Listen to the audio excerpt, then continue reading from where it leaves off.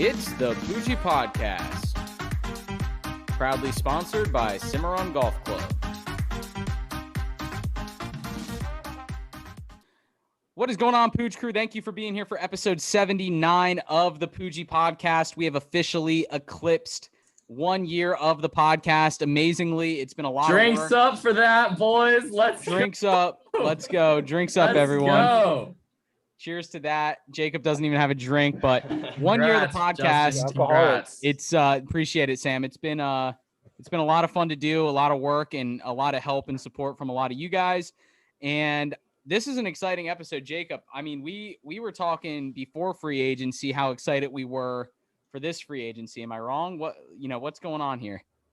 Yeah, I mean, last year thinking of doing this a full year now is pretty crazy. And it really took off as a panel with Jaguar related talk. So that's what's kind of cool about having us all together here right now for that. And here we are, we're doing the free agency recap for episode 79, and not as many big splashes as we expected. And when you talk about big splashes, I want a big splash of pineapple juice in my Malibu. And if you're ever in the Mandarin, South Jacksonville area, stop by Shores Pub Mandarin. Go check them out. They do a great job there right next to Little Caesars by the Wendy's off Losco Road and Old St. Augustine. They are fantastic. I've moved over to the South Side area, and I still make the drive down 295 to go to Shores Pub Mandarin. It's just that good. And there's no other place I'd rather be than right here, right now, talking to you guys about free agency recap. The guy behind me, we are all fans of him, a face we're all familiar with, Shaquille Griffin, is now a Jacksonville Jaguar, so no better place to start than that. 30 seconds from each of you. What's the hype meter? What's the excitement levels? Let's go. Ooh, hype through the roof, baby. When I saw that the Seahawks were thinking about letting him go, immediately the thought popped into my head, and I was like, no, it's not going to happen. That'd be too good for us.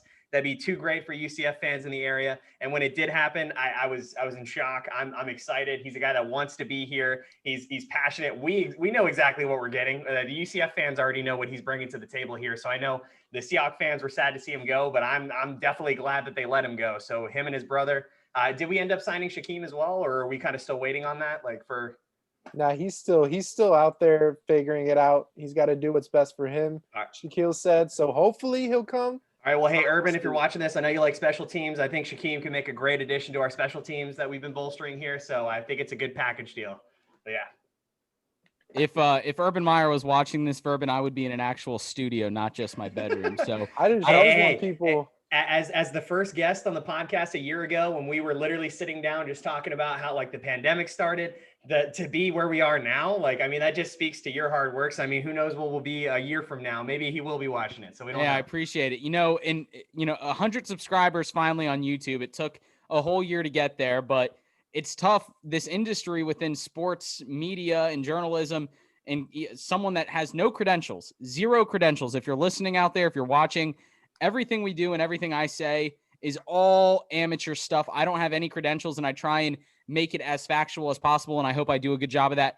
But that being said, to get to 100 subscribers, it's a deeply the industry is so polluted, I guess would be the way to say, with other podcasts, other sports media outlets. It's fun to do. You really just have to find the enjoyment in doing this, and that's what this is, doing this with panels of friends and guests and people coming on. That's what kind of keeps you going and everything. Sam, what about you? Shaquille Griffin coming to Jacksonville, not only filling a position of need, but filling a position of need in my heart. I needed another UCF guy to pull for here in Jacksonville, and that's what we got.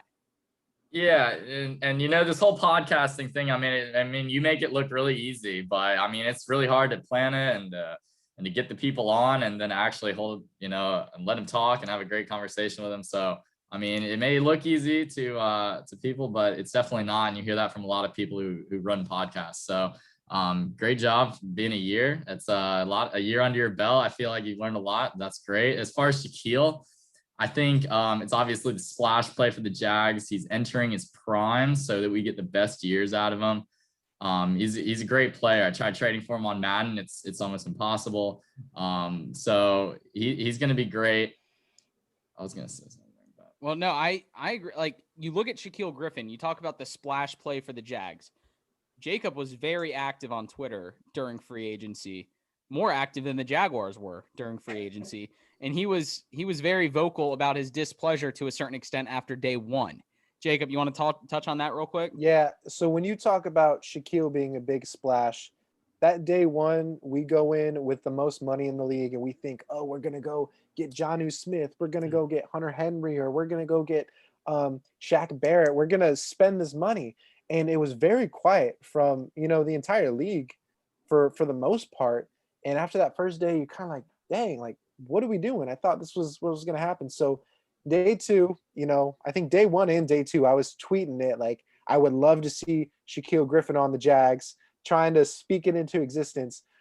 So for any of those Jags fans that were like upset, depressed, whatever about day one, Shaquille Griffin, I feel, was the move that completely switched that for us, because I went from within seconds thinking, wow, the Jags are blowing it, to there we go, we're back on track. And from here on out, like I can see this working out well. But we weren't making money, or we weren't spending money. And once we finally hit on him, I'm like, okay, we got someone. There's still plenty of fish in the sea to grab. But yeah, for UCF fans, this is a great move. I love what Sam said. We're getting him in his prime. We're paying him for his best years.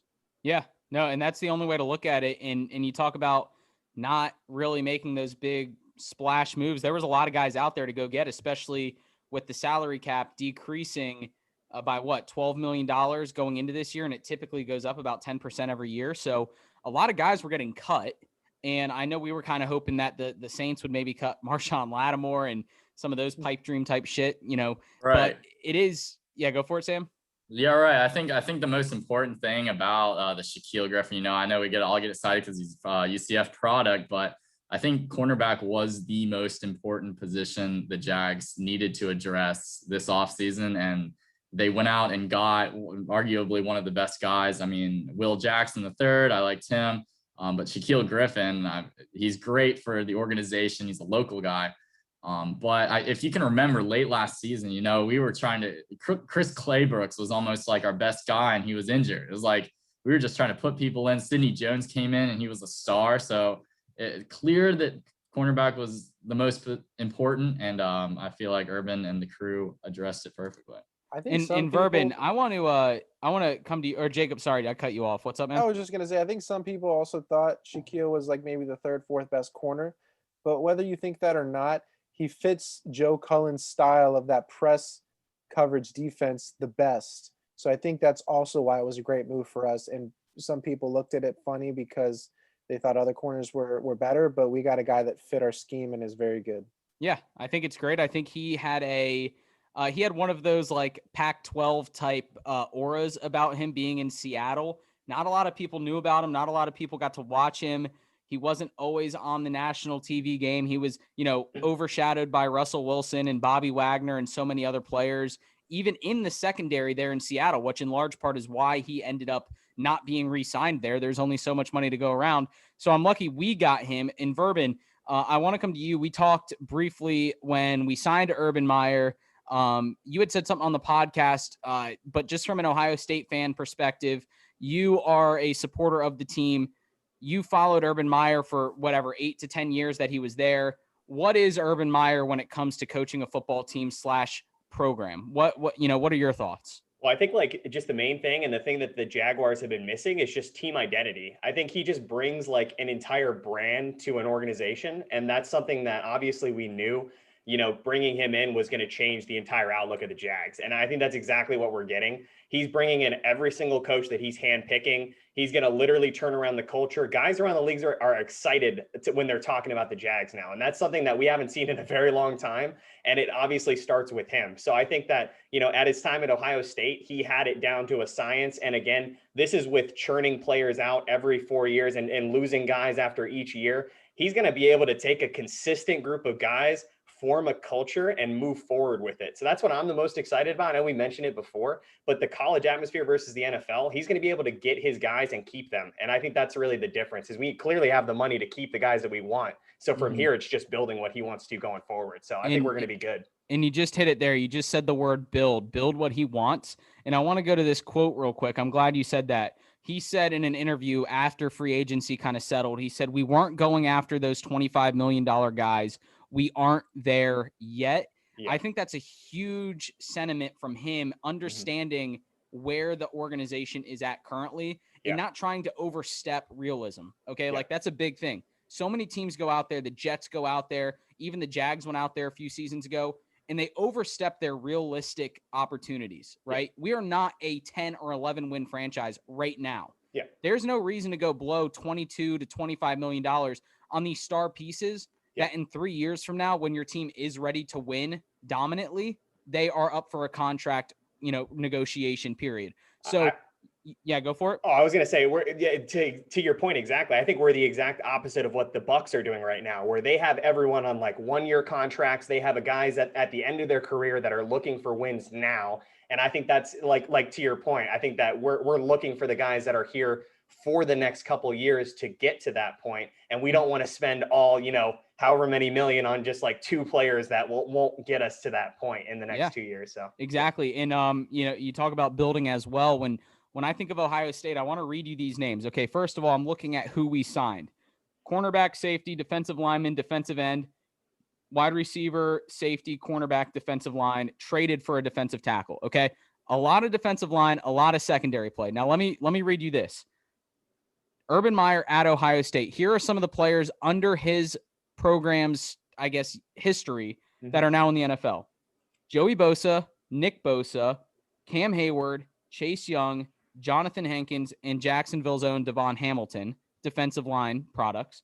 And this is even better, secondary. Yeah. Eli Apple, Von Bell, Denzel Ward, Jeff Okudah, Bradley Roby, Malik Hooker, Damon Arnett, Malcolm Jenkins, and Marshawn Lattimore. That's 9 Pro Bowl, all-pro caliber guys in the secondary that all played under Urban Meyer at Ohio State. So when he came and took this job, he knew exactly what to do.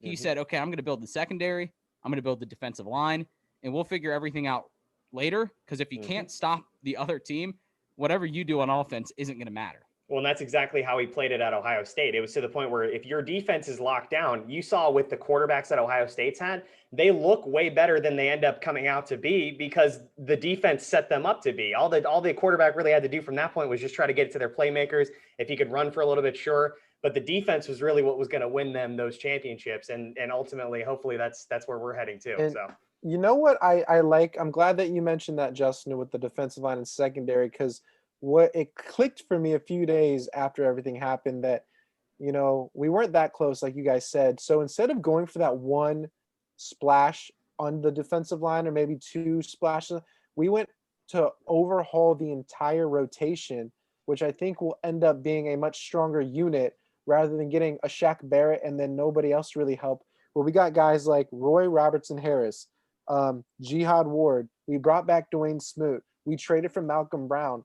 So instead of getting superstar players, right now we're building the entire unit. It's almost like we're building the depth first. So then maybe next year, the year after, we get those 1 or 2 guys that put us over the top. And I actually love that. It's usually the opposite, but he's like, we're not there yet. Let's build all of the bulk first before we put the cherry on top. And you know what? I'm excited to say that.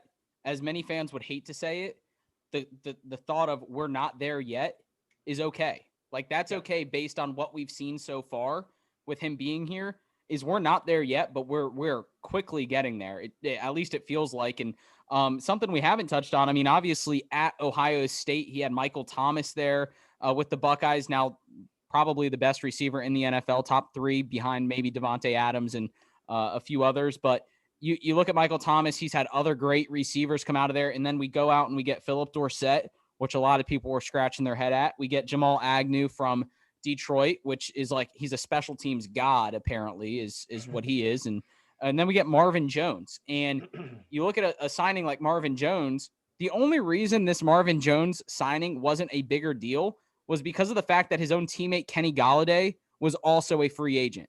So all the spotlight was around the number 1 guy on the Lions. But if I'm looking at both of them, right, from numbers, yeah, Golladay maybe is younger. Golladay has more prime left. But you look at a team like the Jaguars, they don't necessarily need a young guy like Kenny Golladay. They don't need that 27, 28-year-old. 31-year-old Marvin Jones coming in here with that experience, that veteran leadership, right? Allen Robinson got tagged. That was a bummer. We were really looking to go after him. But Marvin Jones coming in here, that actually really excites me. And because of Shaquille Griffin, that has kind of flown under the radar, I think, for a lot of Jag fans. Yeah, it's true. I'm going to touch on you saying that Urban's really focused on building. I really like the focus on the special teams. You know, I know that Urban obviously focused on that at Ohio State, but I like how he starts there and kind of builds out. I think the Jamal Agnew pick's great. Watching some returns from him, he's extremely explosive. And then yeah, as far as all the other guys, the thing I wanted to touch on though at the special teams was the new kicker. Well, not the new guy, obviously he kicked for us last year, but if you go back and watch the press conference, Urban does touch on Aldrick Rosas, saying kind of, you know, touching the Jags fans, kind of being like, hey guys, you know, Josh Lambo, I know you guys love him, but we might be thinking about someone else and maybe moving on from him, trying to get our heads to not cry so much if we happen to move off him due to all his injuries. So wait, are you telling me right now that we are losing Josh Lamborghini? I'm telling you that if you watch the press conference and you listen to the words that are coming out of his mouth, oh no, it's not exactly, you know, pure confidence in the kicker. Whereas, you know, your kicker, you want to express, you know, a lot of confidence in him. You want to tell him, you know, he's the guy, he's the man.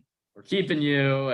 In reality, we went out and signed a different kicker to a deal. So, you know, as funny as it is, I'm pretty sure the Jags set the record last year for most kickers used in any given season. And I think it was like 7. They had 7 different active kickers on the roster over the course of the season, which is just extremely well. One, it's not good for chemistry on the special team side, but 2, it's like, what's going on with strength and conditioning? Well, everyone's getting hurt. Like, why is this happening? I don't understand it. And I think Josh Scobie and then Josh Lambo, I think, you know, Jaguar fans kind of became accustomed to having that automatic kicker that we all loved. And it's helpful when the team is shitty, you fall in love with the kicker because it's like, that's the only guy that has nothing to do with why the team is shitty, right? He has nothing to do with the defense, nothing to do with the offense. He literally comes out there just to score points. So of course, fans of a 2-14 team are going to love the kickers. So losing Josh Lambo would be a big hit, but I also think there is some validity to the idea of we need someone that's going to be healthy for the whole season. Yeah, it's kind of like me kicking on the St. Joe team when we're losing by 40 points, but we get 3 on the board from your boy here. But you know what's something that is really cool though, that like I kind of wanted to touch on just with the special teams there, is the fact that we even signed Agnew. Like, just tells me that Urban wants to be exciting on all sides of the ball. Like, I just feel like having a signing dedicated to a like return man like that, I feel like just shows that he's just ready to just turn around every aspect of our game. Like, clearly he's got a huge plan brewing here, and that was just step one. And obviously we've seen other steps along the way, but I feel like that was the first like moment where I was like, okay, like clearly we've got, you know, a bigger picture trying to work here. But yo, you're so right, Vermin, because if I remember correctly, I feel like Jamal Agnew was the first domino to fall as far as the free agents that he signed. So that does say something too, you know, kind of what you're saying. I think that's interesting. It was a very weird thing that normally you go after some star defensive or offensive player. And our first couple of signings, I want to say, were that Agnew guy and then that Rudy Ford safety, like a special teamer. So we're like, why are we starting on special teams? Normally we're getting some big domino to fall. But I think with the salary cap being low, I think negotiations probably were slow. So, well, you know, to be honest with you, when you look at the sport of football, when you look at the game starts literally with both special teams on the field. So Urban sits back and looks at it and says, if the game's going to start with special teams on the field, we're going to start with special teams and free agency. We're going to get this shit rolling. That way we know what we have going on when the season rolls around, which, speaking of that, just recently announced 17-game season, meaning the Jaguars get a 9th home game against the Falcons coming up. And just like that, the Jaguars have turned 6 regular season home games into 9 because there's no London contract. So the Jaguars have doubled, or increased by 50%. Their previous season's home games from 2019 to 2021. That's a pretty impressive turnaround. And if we do that in the records, we might be looking at a 2-14 season. Look at that. We'll and double just it up. in time for the newest Jaguar season ticket member right here. You know, your boy hopped on the wagon this year, grabbed an add-on for Justin's account. So I'll see you at the game. No way, really? I did. Yeah. I just renewed get on today, that. actually, too. Okay, so I got a question. When you bring up the 17 game schedule, for years, all our life, we've been used to 16 games. Do you think there's going to be a good chunk of like a time period where we're still getting used to the records with 17 games? Like we say instantly, we say 2-14, 3-13. You know, we just rattle them off. And now, like you just said, next year we might go 2-14. That's not even the record that it would be. It would be 2-15. Like, how long is it going to take you to get used to us like having a 3-15, Jacob. Yeah, I was gonna say 3-15. 3-15. Yeah, my bad. Pessimistic motherfucker. 18 games. That's 18. You dummy. Sam. 3-15 is shit. 18 games. Well, 15. Yeah. yeah. You I said guess 2 that's and 14. definitely not It gonna would be happen. 2 and 15. I knew what you meant. We're, Well, no, we're Jacob- equally wrong. Sam was saying 3-15, 15th loss, miracle wild card berth coming out of the AFC. That's They our just gotta put someone in. Everyone else got COVID. They gotta put the they had to put someone in. And yeah, Jacob, I think you're onto something, because just now when you said that, I've been so used to adding up the numbers to equal 16. And now I'm like, wait a minute. Like, you can't even go 500 anymore. You literally can't even go 500 anymore. Oh, interesting. So they've really made it where now you're either bad or good. Yeah, there's no in There's between no- unless you go There's no more middle You Middle. can ground. go 8-8 tie. 8-8-1. Whoever which would does that be first is going to be a jerk. 8-8-1. That would be like the official sign of mediocrity. Not only are you 500, but you also have a tie. So I it's feel like you have to try for a record like that at that point. well, you already All right, know, boys. like a team like the Eagles, the NFC East, Ah. over under 1.5 ties in the NFC East. That's all I'm saying. I'm taking the over. Whatever. It's I like gotta that be one. over, I like 'cause they're that gonna tie Washington. each other. Yeah. I like that Washington team. I think they're doing a lot of good stuff over there. Okay. Are you talking about the football team in Washington? Yes, talking about Oh, that team. the I Wa- honestly think they're making the money moves. They got the Ryan Fitz. They got Yo, you know what? Is Maddie there? Is Maddie there? Maddie. no, he's fighting someone in MMA Street right now or whatever. Damn. Nice. Okay, because you brought up Fitzpatrick, I was gonna segue into him talking Dolphins for us, but he No, but I already asked him about it. I can give all things Dolphins. I'm ready. then give it to us. As far as what? Free agency? or the draft. I only have Give us all things Dolphins. You Give just us said all. it. I don't know what they did in free agency. No, they got Bro, rid you literally What? You just just said I know all of Maddie's talking points and then proceeded to give none of Maddie's talking points. yeah, all I know is that they got rid of their defensive leader for some reason, and everybody's like, why would Kyle Van Noy. Kyle Van Noy? Is that his name? I don't know. I just said that name. Yeah. It is. Yeah, Matty was kind of upset about the Kyle Van Noy thing because it's a defensive leader on your team. I don't know why you get rid of him. There's an intern at my work at the Jumbo Shrimp that all free agency kept saying the Jags need to get Kyle Van Noy. I'm like, shut up. What do you mean we need to get Kyle Van Noy? Isn't he No. like 80 years old? No, Apparently he's not. he's too good. No, so that's why. It's because they replaced him with Kyle Van Ginkel. So there's no you just made that up. Van That 100% somethings on their sounds made name. up. That's the guy from Ace Ventura, Pet Detective. Yeah, Kyle Ray Finkel Van Kinkel. No, that's a real person that they signed last year in the draft, or they drafted. So So Dave? here's what I've learned in the last 5 minutes of this podcast. Sam doesn't know record numbers for 17 games. He doesn't know all things Dolphins. And Luke has been on the podcast for the last 25 minutes, and I just haven't known it. Luke, I'm going to give you 2 minutes. Just pop off whatever you want because I just feel bad. Give us your shameless plug. Well, shameless plug. I'm in first place. Hope Gonzaga wins so I can get that $50 cheddar to Poojie podcast merch. See you guys later, nerds. Philip Dorsett, I didn't like him, but looking at the contract details, I think it's all incentive based and not very guaranteed. So I guess I'll take it. It's better than the last time we signed some guy I didn't really care for and paid him a lot of money. Marquise Stonehaynes Lee. And touching on Urban Meyer and just having a new coach, I mean, it's the same thing with Gus Malzahn at UCF. When you have a new coach that has a track record of success, it just brings excitement and everybody kind of rallies around that. So you're kind of seeing it both ends for Jacksonville and UCF at the same time. Successful coach, proven track record, bringing a new regime about. So I like it. Great UCF tie-in. And yeah, good call on the tournament challenge. So many of these fools out there missed out on the tournament challenge. They're not going to be able to get these cool hats that me and Vervin are wearing. They're not going to get it anyway because I'm winning. You're gonna get a bunch of good stuff, and it's gonna be awesome because you joined in the tournament challenge, the Poojie podcast, and Sam did not. He was too busy munching over there on Cheetos and.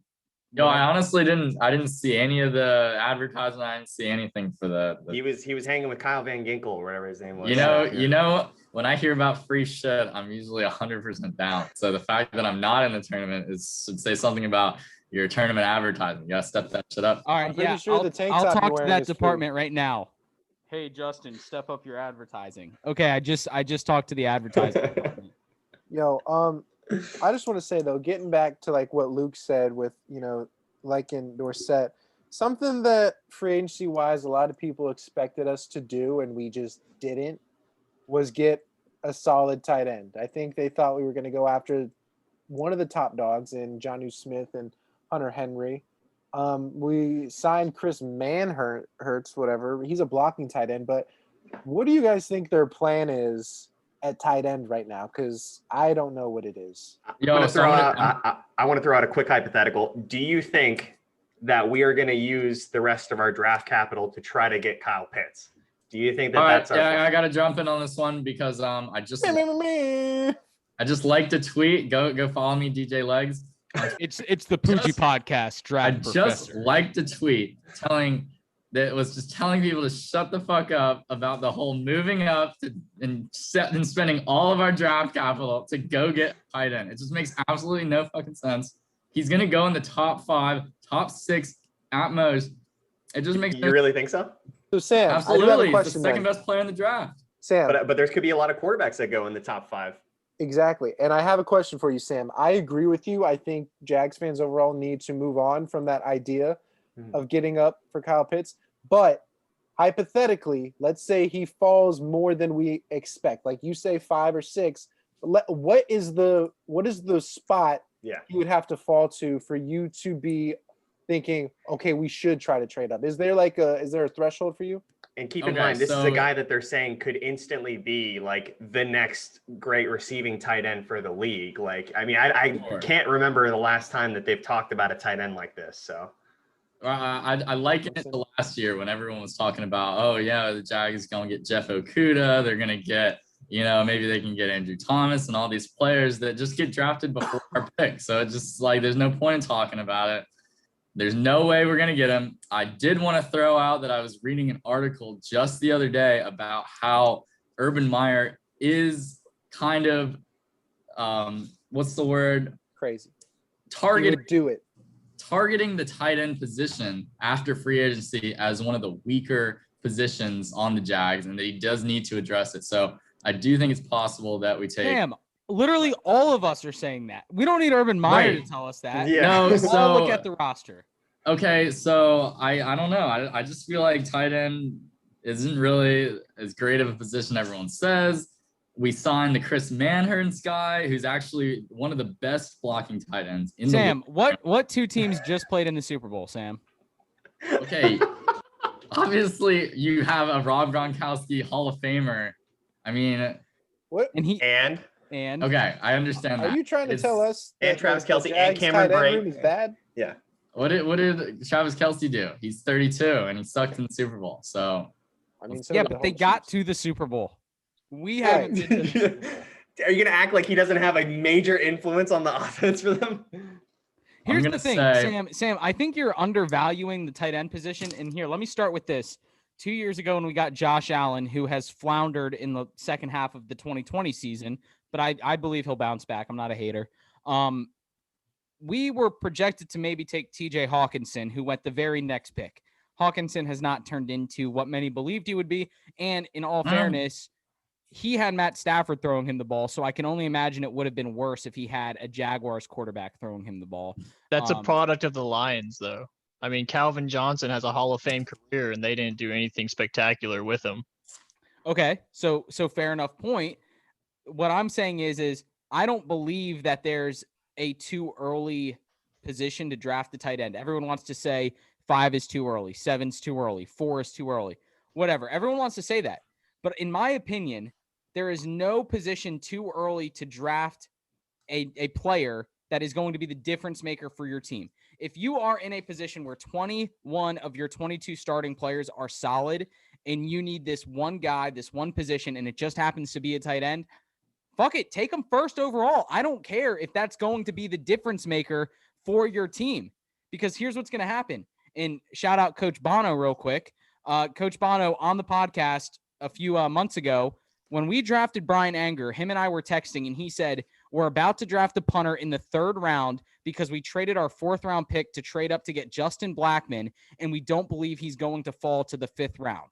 Okay? So Brian Anger turned into a great punter, but the Jaguars had to take him in the 3rd round because they wanted him so badly they weren't going to be able to get him in the 4th round. They knew the Rams were going to draft him. So everyone was blowing up about that, and rightfully so. That was insane. I don't even know if I texted him back. But I guess what I'm saying is you have to draft the guys that you think are going to be the difference makers for your team, whether it's in the top 5, top 10, top 15, wherever it is.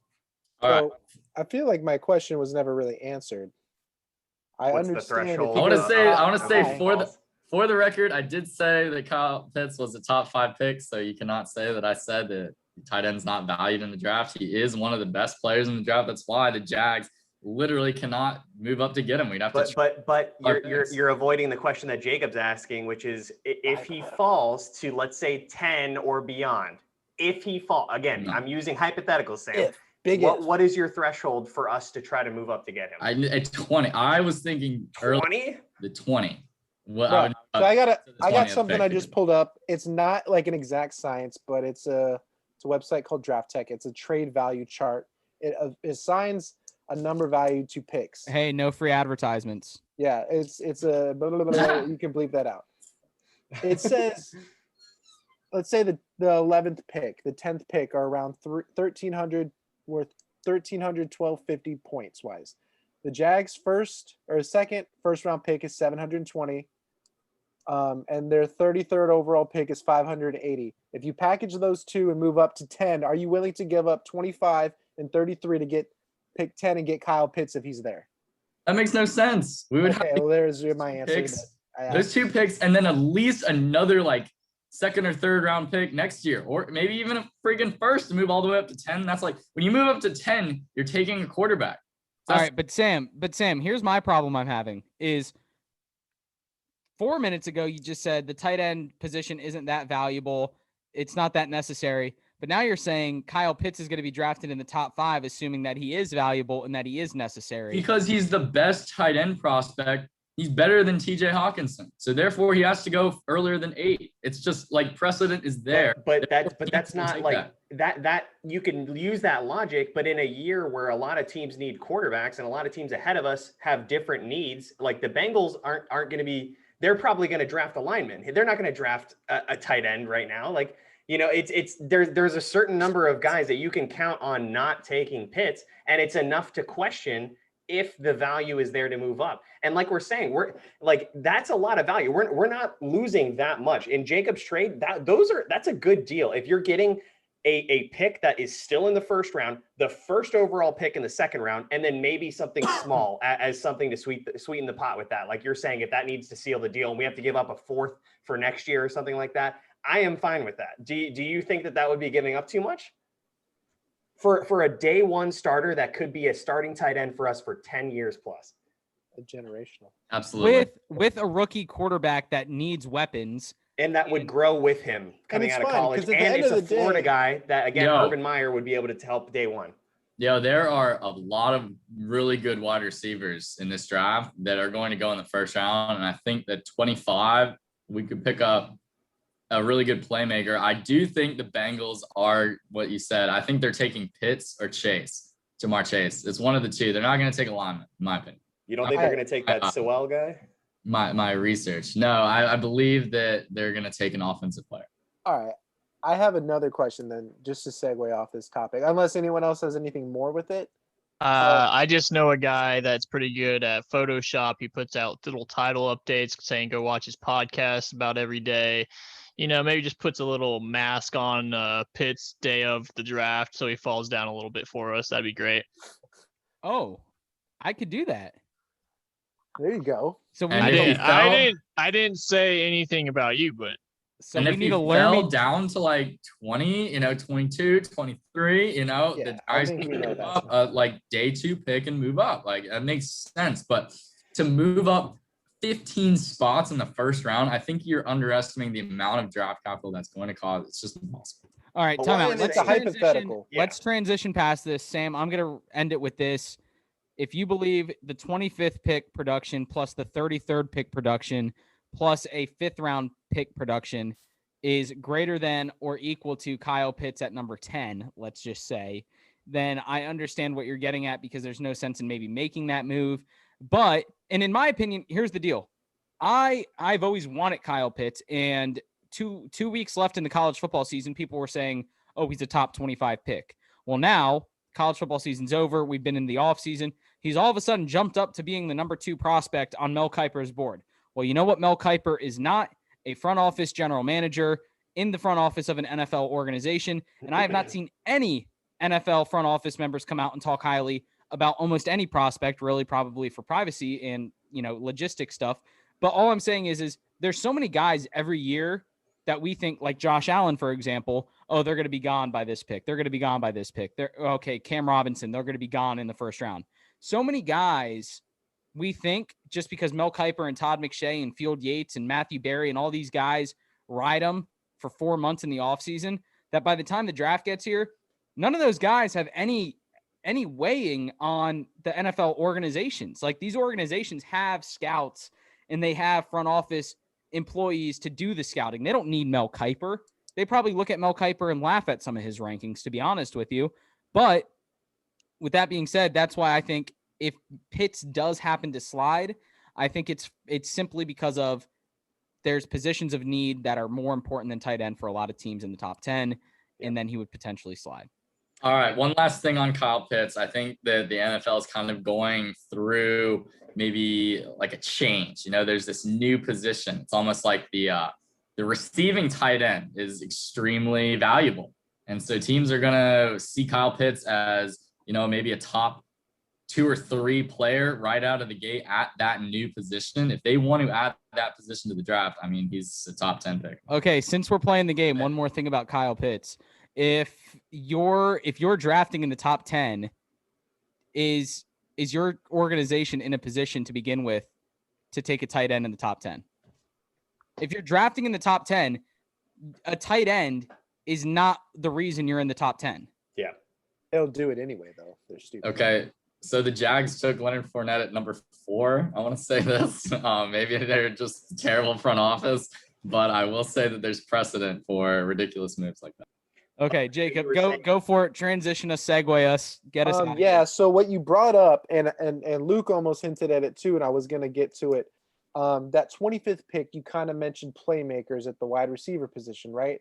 I know a lot of buzz despite Chark and LaVisca, and we just signed Marvin Jones, and then we signed Agnew, and then Philip Dorsett. We also have Colin Johnson, who we all had a good opinion of last year. That's 6 guys right there. So let's say we do go at the 25th pick and get some receiver, some playmaking receiver. What's the receiver that you think is going to be the camp casualty? Because we're not going to go in with 7 receivers most likely. I already named 6 that are on our roster right now. If we get like a Kadarius Toney, a Rondale Moore, who of those guys is going to get the boot if that were to happen, you think? So maybe Bourbon can, add to this, but Urban Meyer likes fast players, fast receivers. We have a DJ Chark that runs under a 4.4. And then you look at the rest of our players and they're all kind of big guys who, I think a Rondell Moore, I think like you said, Kadarius Toney, I think that's a little early for him, but those are, if Rondell Moore is there at 25, 25 is a first round pick, but it's like almost at the end of, it's almost getting second round value if the draft isn't, full of just superstars. So. Well, but he was saying, like, who would you cut from that current receiver team if we do draft a wide receiver? Yeah, because people, despite the 3 receivers we signed in free agency, are still like having a receiver on the board at that second first round pick. Yeah. And I was thinking, well, if we do that, potentially someone we even just signed could get cut right away, like a Philip Dorsett. Who do you think? Sure. That happens to players all the time. I think, Colin Johnson could go to the practice squad. I think that Urban Meyer has a different idea of what his receivers are going to look like. That's the only thing. And he's going to want to get guys that fit that mold, right? I see what you're saying. I think what you're saying is, like, he's one of those guys that just wants to stockpile weapons that he can just use. And he just wants as many playmakers on the roster as possible so that any person that he's putting the ball in their hands, they're going to have the potential to go for a touchdown. So I get that. But, there is a guy that we could potentially target in the third, maybe Marlon Williams, something around that range there. I don't know if he'll last that long. And also, Jacob, I know you mentioned it earlier with our guys liking to play press. There's a very good press inside slot corner coming out of UCF. Aaron Robinson, I heard, is also drawing some names here too. So that could be a good target for the first pick in the second round. So I'm glad you said it, because we might also Luke, our resident UCF, our resident UCF draft expert, jump in. Marlon Williams and Aaron Robinson. And Richie Grant. Good fits for the Jags. I saw a bunch of the the pro days. Yeah, but the pro days, everybody loved our guys in the secondary, and I loved our guys in the secondary. If anything about the UCF defense the last few years is, like, the secondary was usually pretty good, like Richie Grant. Rob was really good. So it's Allen. So yeah. Bro. And I know Luke loves him some Neville Clark. All right, here we go. So I like those guys in the secondary. I just don't think we need a receiver. And even if we did take a receiver, on Jacob's point, you could potentially even move Colin Johnson to that tight end slot. He's so tall. He's like 6'5". Oh, shit. Then we got Kyle Pitts anyway. So you have Colin Johnson, just move him to the tight end. He's already 6'5". He's not like he's running fast. He's just tall as shit. Dude, we already have Kyle Pitts. It's Colin Johnson. It's Colin. So we got Walmart brand. This is going to be a fun question, because of, obviously, we signed Shaquille Griffin.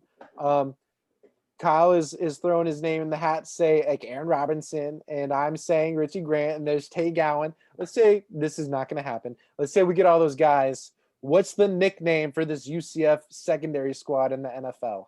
It's not the Legion of Boom. We might have to put that out to the audience here and just say comment on the Instagram post and give us a name. So if all UCF secondary end up in Jacksonville, you're saying? Yeah, like we would have to have some kind of UCF name.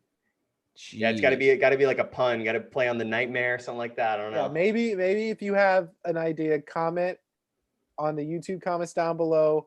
Justin, put this on the Poojie podcast Instagram, comment on there. We need to get a good name. It's not going to happen, but if it did, it'd be amazing. Hey, well, people said the Griffin twins wouldn't play together, and that ended up happening in Seattle. So you never know. I actually did see a mock where Aaron Robinson and Richie Grant both did go to Jacksonville, but that might have been from like a UCF fan. We need both of them. But absolutely, the funny thing is, from a UCF fan. I do love Richie Grant, though, because I remember at the Cincinnati game, literally I said, our defense sucks so bad, and Richie Grant was in every single play. Dude, it's insane. I think almost every game that I can remember going to, every play on defense, like if we needed a stop or if you needed just multiple plays in a row, it would be like Richie Grant on the play, Richie Grant for the second down stop, Richie Grant again. Like it was insane how involved he is. It's exactly like we talked about Nate Evans. He's just that type of player that always finds a way to get on the ball. And like they were saying, like I know ESPN pundits have been talking about it too. He's got such versatility. We moved him around everywhere on the field. He played almost every snap for us at every position and did well in every spot. So like, there's a lot of guys that are looking at Tay Gowan, at Aaron Robinson, at all, like Richie Grant, all these guys, and they're like liking what they see. I think all three of them are in the top 50 prospects for this draft. So well, and crazy. It's fun. I think you look at what Gabe Davis did last year and what Shaquille Griffin has done, and obviously UCF making their mark on the NFL on both sides of the ball, and Gabe Davis, some think might have been the steal of the draft offensively. I think that's going to be seen in the next 2 or 3 years with the Bills shipping off John Brown and more opportunity for Gabe Davis to flourish there in Buffalo with an up-and-coming quarterback like Josh Allen, who hopes to one day be as good as Super Bowl winning quarterback Trevor Lawrence in Jacksonville. But I'm looking at the people we re-signed. Sam, I want to bring you in here because you mentioned both these guys. Who excites you more, Trey Herndon or Sidney Jones? Oh, definitely the Sidney Jones pick. It's like almost, I bet if we had let him go, I think he would have gotten re-signed immediately to another team because, he was kind of a free agent for a little bit in the midseason. We picked him up and then he's played really good in our system. So I think people got another look at him in a new system, new place, and they liked what they said. He clearly stepped up into almost the number one role for the Jags. So I like him and I want to see what he does this year with CJ and all Shaquille as the third corner kind of. And so they say buy defense and build offense, right? You buy your defense in free agency, you build your offense in the draft. And I think that's kind of what we're trending towards. And a really cool part of that for us, we just talked about the receivers with the Jags, is that if we do go out and draft a young receiver, he's not going to be expected to play immediately, potentially. I think the team is pretty well positioned to be able to draft a lot of players that aren't going to feel the pressure of needing to start day one, which for fans, it's kind of a bittersweet thing to think about. You want to see these guys play day one. But I think from an overall growth standpoint for these players, I think it might be pretty good. But Jaguars number one, still in cap room, still in cap space. We signed 12 guys. We re-signed like 10, I think 9 or 10. So we have a lot of depth, like Jacob mentioned earlier. So we are in pretty good striking distance in the next few years to actually continue building this team pretty well. And that goes back to the point on Urban Meyer of just knowing how to build a program. And now he can legally give money to people. So he's got to be excited about that instead of having to do it at Ohio State behind the curtain. But getting into the draft and behind me, the Peter King podcast, Urban Meyer jumped on there recently, and Peter King tweeted out after the podcast and said, Urban had great things to talk about Trevor Lawrence on the podcast. And Urban Meyer, I don't know did you guys see his quote tweet to that? Yeah. And he said, well, if you want to see some more, just come down to Jacksonville in the fall. So after all of this questioning, all these question marks around the draft, I don't think any other coach has really tipped their hat as aggressively as Urban Meyer did with the Trevor Lawrence plug for the Jacksonville Jaguars. Yeah. Yo. I don't know if that's exactly a bold take at this point, but I do like that he's kind of just, playing with it at this point. I mean, I think he was there like right behind him at his pro day, basically coaching him already. So I feel like, it's no secret that we're going after him. You know what pisses me off though? Here's what pisses me off. It is such a sure thing that Trevor Lawrence is the number one pick. They're not even talking about Jacksonville on ESPN or NFL Network because it's not even fun. Because they're like, okay, what are the Jets going to do? Everyone's like, what are the Jets going to do? Are they going to get Wilson? And it's like, talk about Jacksonville, goddammit. We're the ones with the one pick. That's why they should have tried to act like, oh, maybe we're looking at other prospects. I don't know. He should have gone to like Justin Fields' pro day and then just to like throw some question marks up there. Half the country is going to turn on the draft on April 29th and think the Jets have the first overall pick with the way the Jets are getting talked about on TV. Like, no one is talking about Jacksonville. Every headline, best quarterback, parentheses, after Trevor Lawrence. Yeah, like, exactly. Best candidate, best prospects after Trevor Lawrence. Like, it's so nice that we have such a quote-unquote sure thing, which Jaguar fans, we know that could backfire. But we have such a sure thing that we're not even getting talked about. We're not getting any love. the Colts, when they took Andrew Luck, there was all this, RG3 or Andrew Luck. Like, Andrew Luck was obviously the pick, but they still talked about the Colts. We're not getting any love. What's funny is that Urban Meyer has been one of the most transparent NFL coaches, I think, ever. And I said this to a coworker today. I said this to Tom. I said, you think because Urban Meyer comes where he comes from in the college game, and he doesn't really have the NFL experience to like fall on, that he's just going to say, screw it. There's no 10-minute clock for the first pick. We're just going to put the name in right away and like just say it. That would be hilarious. The NFL wouldn't do it because they're going to milk it. But I think it'd be hilarious if Urban Meyer, like, we've been on the clock the whole time. I don't know what we're waiting 10 minutes for. Let's just say it now. And like, oh, the Jags quickly announced Trevor Lawrence. No, you're right. I mean, they're going to milk it, and, rightfully so. They got to milk it for sponsorship and stuff. And if you have anywhere to go for the draft, or you don't have anywhere to go for the draft, go check out Strings Sports Brewery on Main Street, just north of downtown Jacksonville. That place is going to be popping off. I'm talking New Year's Eve type vibes at String Sports Brewery. It's going to be popping off. That place loves Jacksonville. Like, if there's a place that I think loves Jacksonville besides my heart, it's String Sports Brewery. And you got to go there for the draft to go check them out. Talk to Scott. He's great. Try their beers. They're great. And if you do try their beers, make sure you read the backstories on every single one of their beers because they are pretty interesting. Go check out String Sports Brewery for the 2021 NFL Draft. Yo, I got a question for all you guys. I got a question. Who did San Francisco move up to take?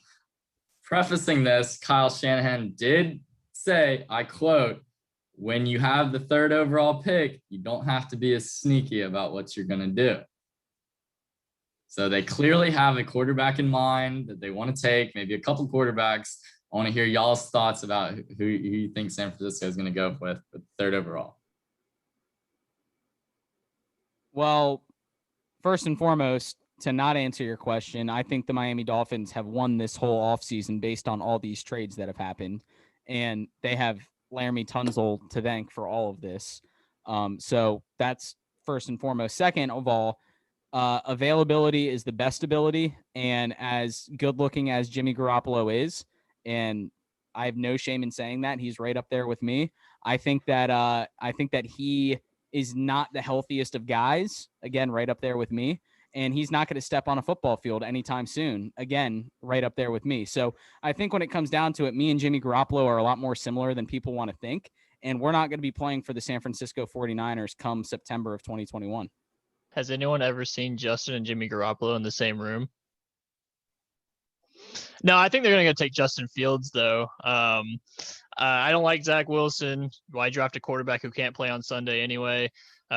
What's that give you, like Monday and Thursday night games? You can't even play on Sunday. So I like Justin Fields better than Zach Wilson. It's kind of annoying how everyone's talking him up, and then no one talks about Trevor Lawrence anymore, like Justin was saying. But again, last year they were kind of doing the same thing. No one thought that Joe Burrow wasn't going first, so they weren't really talking about Joe Burrow. They were like, all right, let's see where is it Chase Young or somebody else? So it's kind of just the habit of first overall picks and then having that number 1 overall guy that is just leagues and bounds beyond the rest of the class. So we got 1 vote for Justin Fields. Yo, so I want to jump in about your comment about Jimmy Garoppolo. You don't think they're going to keep him on this year and maybe develop a guy behind him for a year? Kind of like what the Chiefs did with Patrick Mahomes. Okay, well, here's worst case scenario, and I'm saying this is more likely than best case scenario, is he gets injured again, and then the guy that you were expecting to develop behind him now has to play. And now that whole process is ruined. The whole idea of drafting this guy behind Jimmy G to sit for a year is now ruined. And, now you're thrusting a guy in. And if he does get injured, now what's the value of Jimmy Garoppolo when he's healthy now, maybe get rid of him now and bring someone in. And let's be real, the whole Patrick Mahomes thing is like a needle in a haystack. It very rarely happens anymore that a starting quarterback gets drafted in the first round and then sits. We even saw Jalen Hurts come in and play, and he wasn't even a first-round guy, right? I don't think. So he comes in and plays in his first season. So the idea, it's a pipe dream for us fans. Like, do I think Blaine Gabbert was a worse quarterback because he started day 1? Yes. Do I think he could have been a better quarterback? I don't know, maybe. But I do think there's something to be said about sitting behind someone. Unfortunately, modern day NFL is not that type of industry anymore. So no, to answer your question, I think Jimmy G will be gone because if he gets injured again, his value is going to decrease and that rookie is now going to have to start. If that rookie's going to start, you might as well have done something like the football team up in Washington and got Ryan Fitzpatrick and then had that rookie sit behind a quarterback that is known to be, reliable. So who do they take then? If your plan is to start him on day one? Well, who do you have the Jets taking at 2 first? Oh, I have them taking the kid out of BYU. The guy can't play on Sunday. Yeah. Oh, okay. So this like pick I hate banks Zach on them Wilson. taking a quarterback before then. I don't know. I kind of like Zach Wilson. I think he's I thought he was like a 6-foot guy kind of watching him, but he's 6'3". You can see over the offensive line. He's really good off off the cuff, I guess, off balance. He's got a really good arm. He's got, a quick release. So I think that he could surprise a lot of people. I think the Jets will take him. Say, hypothetically, the Jets take Zach Wilson at 2. What would the 49ers do? Well, so you think the Jets are 100% moving on from Sam Darnold? There's no saving it for him there? Yes. 100%. Yeah. Hey, at this point, and Sam, to get back to your question, Verbin, to answer your statement there, if they perceive that Zach Wilson's floor is Sam Darnold's ceiling, then why not go after Zach Wilson? And I think that's completely fair to say. You've had 3 years of Sam Darnold and nothing to show for it. So But go like after two horrible coaches, no weapons, and arguably the worst offensive line. I know that like everyone loves to hate on Sam Darnold, but I don't like judging a guy that was kind of in the Bortles situation for lack of a better term. But I don't say that to say that Sam Darnold's career is done. I say that to say I think it's time for the two to part ways. Yeah. I think we saw with Carson Wentz. We saw it with Carson Wentz. Mm-hmm. I also think it's like a GM thing. So this, Joe Douglas guy has been with the Jets for 2 years now. He's seen Sam Darnold. He's probably got the owner in his ear saying, look, if you don't start winning games, then you're out of here. So what's the GM have to lose? It's personally, like, what does he have to lose? Well, I feel like you're just blowing up the offense by going young quarterback. Because then, if you want to win now, you need to get weapons and surround the guy that you have. I feel like winning now doesn't involve taking Zach Wilson. Here's the thing. If you think Zach Wilson is the guy, you've already seen Sam Darnold, whether it was the best opportunity based on coaching and whatever or not. If you pass on Zach Wilson because you have Sam Darnold and this class becomes as good as people think, you are going to hate yourself for the next 10 years. You would rather take that gamble, having already tried with Sam Darnold and seeing where it goes, and you wouldn't regret that as opposed to if he became good and you passed on him. I think that's why they're going to do it. Mm-hmm. And then to answer the question from earlier, then I think San Francisco takes Fields. Based off of that logic, I will say the same thing. I think that they'll take Fields. And not to mention, before we have to hang it up here, every GM in football has always had the ability to draft their guy. We've seen it time and time again. And Joe Douglas has not had that opportunity yet to draft his guy. And this is his opportunity. So if he doesn't take Zach Wilson, the team begins to plummet. And I wish I could screen share right now. Luke says, fuck Zach Wilson.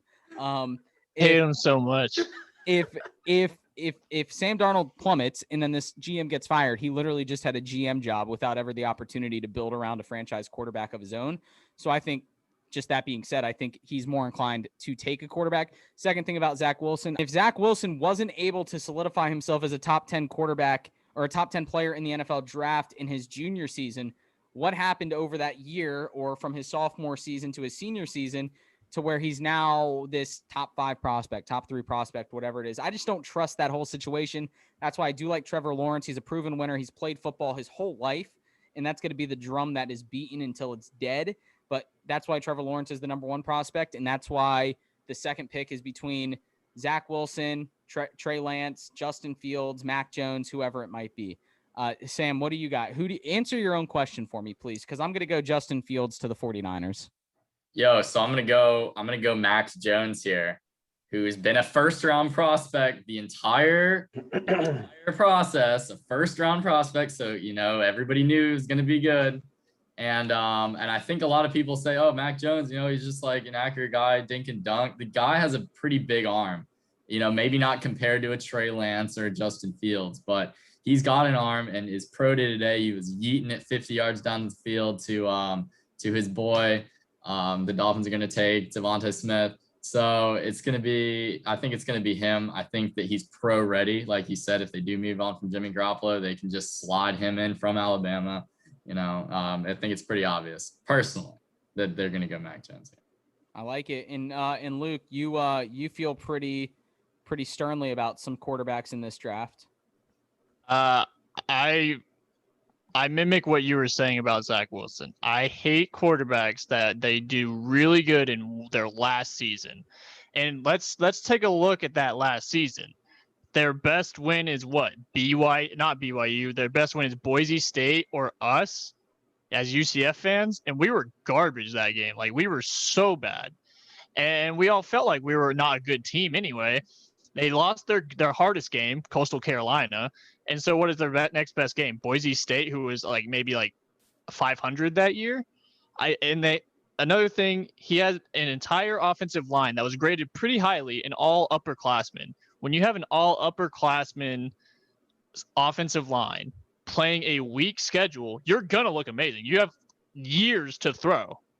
So I would say, if I want to take a quarterback, how are these people getting paid to say, oh, Zach Wilson's so good for his one season during a COVID year playing subpar teams when Trask was putting up so many offensive numbers in an SEC conference? Mac Jones doing the same thing. Justin Fields has done 2 years at Ohio State, and then Trevor Lawrence has done 2 years at Clemson. It just baffles me how everyone's like, oh, Zach Wilson, look at this guy.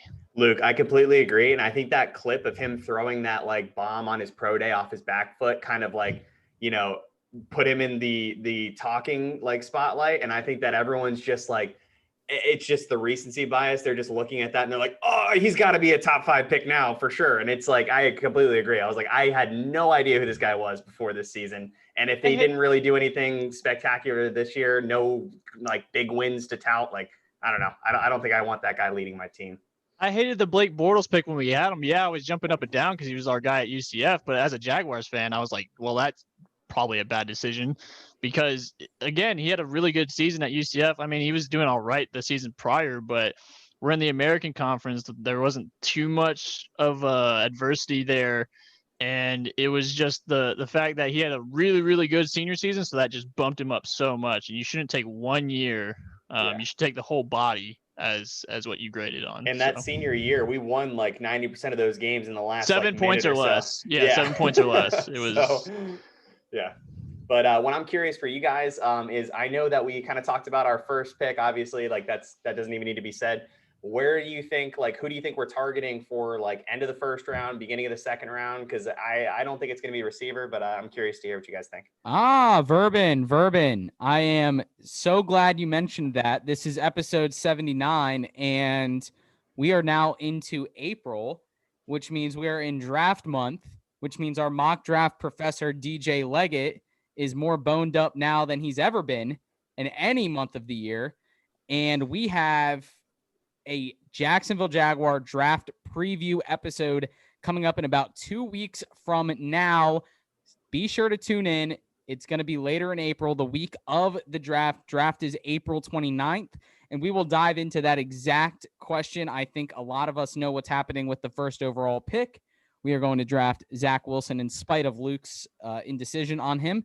But no, we will be drafting Trevor Lawrence, I assume, and we will then get into what happens the rest of the draft. And something Jacob has mentioned previously, it's so fun having 2 first-round picks. I don't want to get used to it because that means we're bad, but it's also fun because then you can watch the rest of the draft and actually have something to enjoy. And not to mention, we have the 33rd overall pick as well. So we pretty much have the first pick. Well, we do 100% have the first pick in the second round, which is almost like falling asleep on Wednesday night again, waking up on draft day. So it's going to be fun. Jacob, jump in. What do you got? I'm glad you mentioned that because what's crazy is we have 5 picks in the first 65 picks.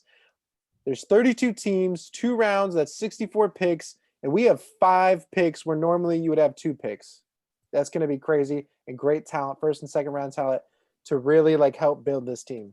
Yeah, I'm loving it. I'm excited for that episode coming up.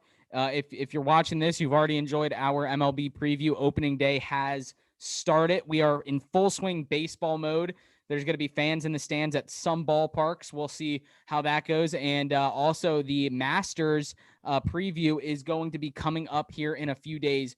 Be on the lookout for episode 80, the Masters preview. It's going to be fun. Jacob will have to see if your boy Brooks Koepka will be stepping on the turf there in Augusta. I'm not too sure.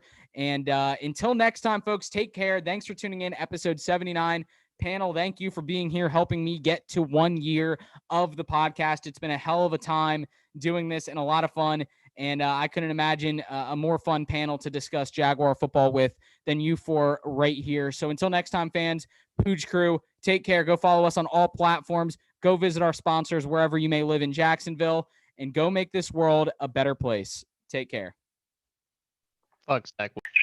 How can I be the man when you're the man? How can I be the man when you're the man? How can I be the man when you're the man?